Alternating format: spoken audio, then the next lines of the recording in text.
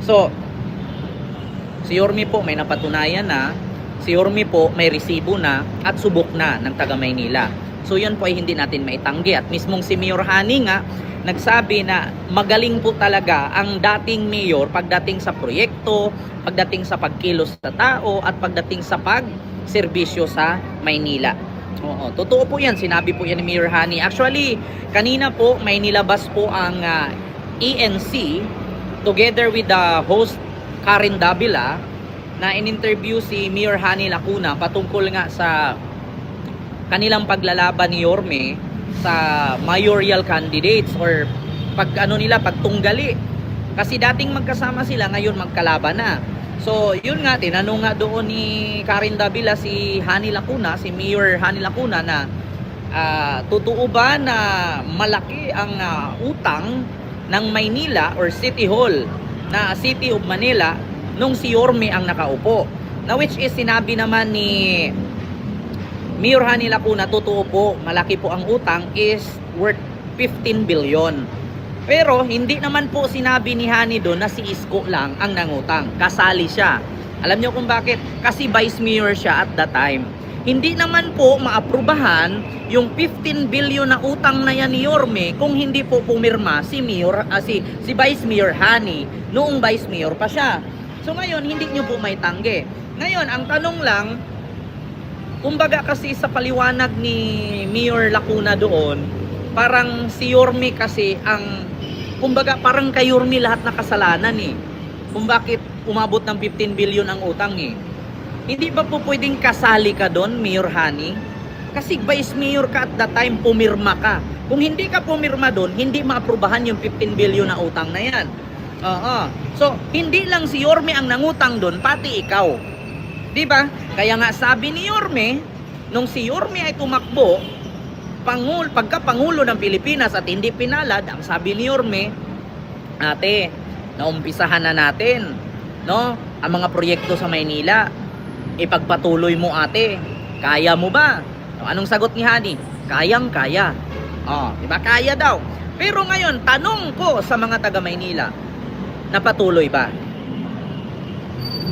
Actually, napagpatuloy naman, pero yun pa rin yung project na kung saan ginawa ni Yorme together with Hani. Pero yung naging mayor na si Hani, wala po siyang nagawang project.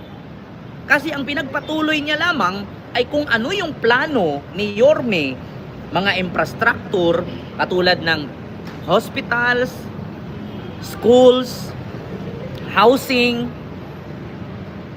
mga park, yung pagpapaganda sa Maynila, yung mga parke, yung mga kalsada, yung mga hospital needs, mga equipment, which is si Yorme lang po lahat nun, na kung saan kasali din naman si Hani.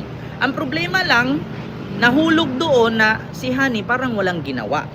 Ngayon, nung nagkandalit-chilitsi na, hindi ko sure kung nagkandalit-chilitsi na, nagulat na lang ako sa balita kanina sa interview ni Karen Davila na nahihirapan daw si Mayor Hani magbayad sa utang na 15 billion ni Isko.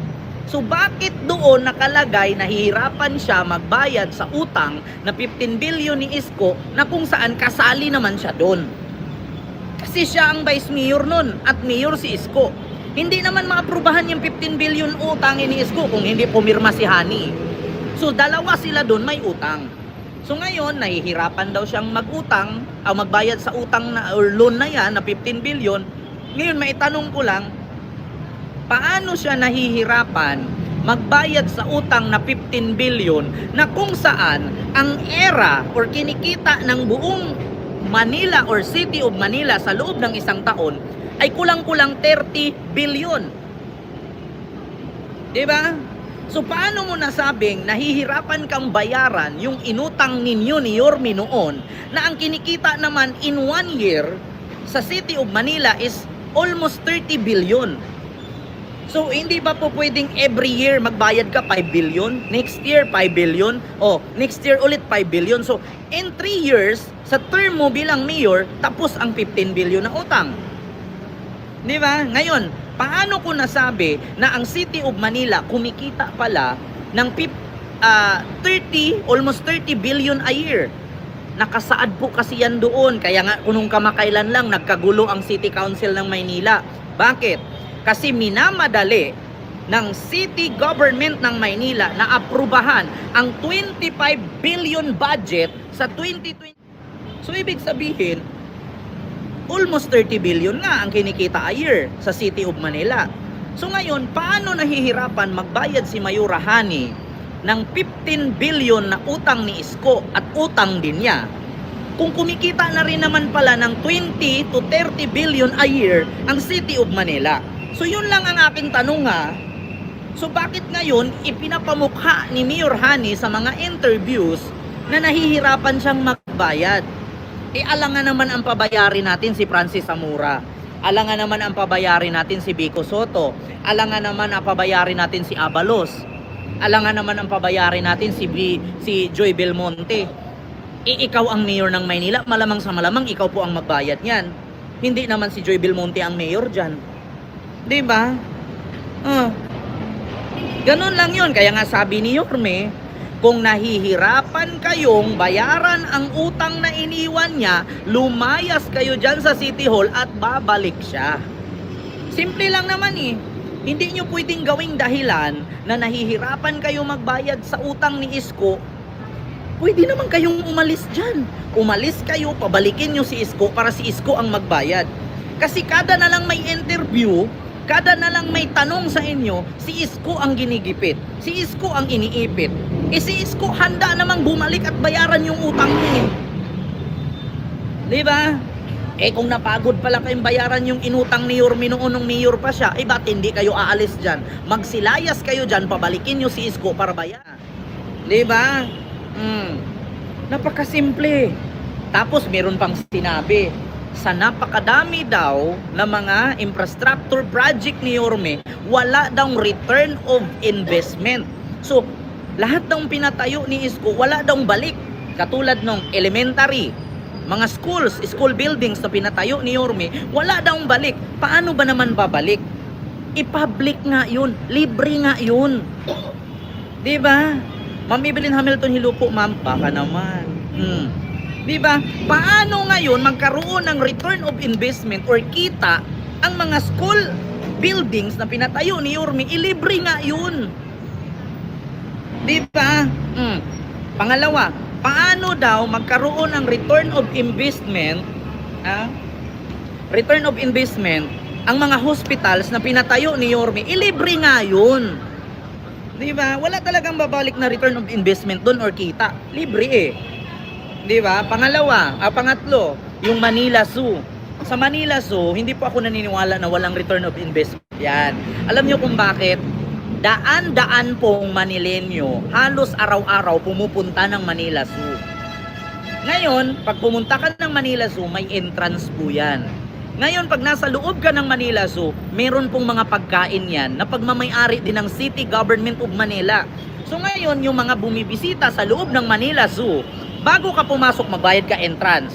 Pagdating mo sa loob, pag nagutom ka, bibili ka ng pagkain, inumin, juice, kung ano pa doon, bayad din yun. Hindi naman libre. Diba?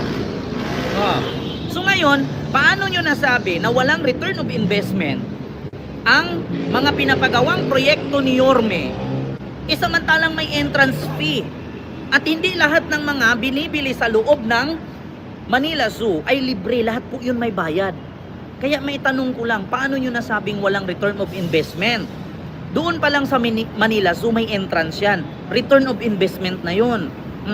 Wag na nating habulin yung hospital at yung mga schools kasi libre po talaga yun. Pinatayo yun para sa mga mahihirap na taga Maynila. Yung hospital naman pinatayo yun para sa mga mahihirap na Manilenyo. Diba? Pangatlo, yun yung Manila Zoo. May return of investment yan. Pang-apat, yung mga pabahay. Wag po kayong maniwala na yung mga pabahay, walang return of investment yon. Alam nyo kung bakit may return po yon?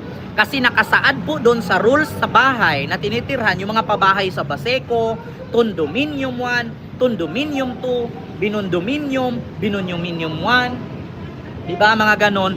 May mga balik yun. Alam nyo kung bakit? Kasi once na nakatira ka doon at hindi ka nagbayad ng rent doon sa pabahay na yun, pwede kang tanggalin at palitan ng ibang tumira.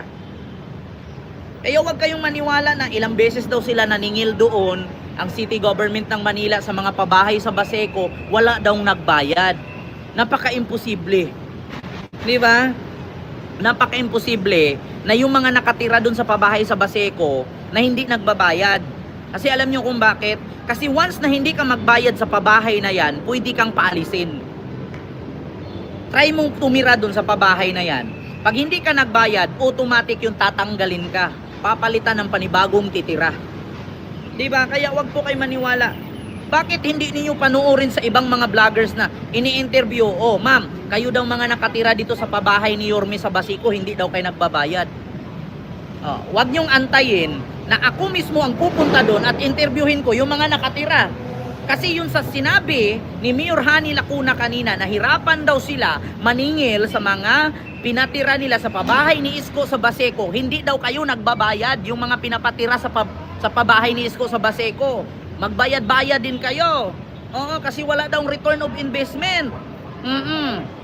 Sabi ni Ma'am Evelyn Hamilton, true Ken, paalisin nila kung di magbayad. Oo, nandun sa rules yan.